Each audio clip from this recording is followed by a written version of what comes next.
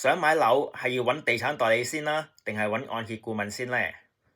若果你計劃喺英國買樓，無論係自住定係收租物業，你又如果係需要做按揭先可以完成交易嘅話呢，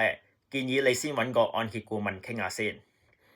按揭顧問會了解咗你嘅需求、目標物業嘅種類、價值、你自己嘅收入、開支同埋其他個人嘅情況，從而可以預算你嘅最長貸款年期同埋可負擔嘅貸款金額，再聯絡有關貸款機構為你準備一張 AIP（Agreement in Principle）。呢張 AIP 會說明邊一個 lender 願意貸款 AIP 上面表明嘅金額。當你睇完樓好鍾意，想 make offer 嘅時候，若果你唔能夠提供足夠嘅資金證明，包括咗首期所需要嘅存款啦，同埋按揭嘅 AIP， 一般嘅地產代理係唔會接受你嘅 offer 嘅，因為佢哋冇信心買家可以有足夠資金完成交易。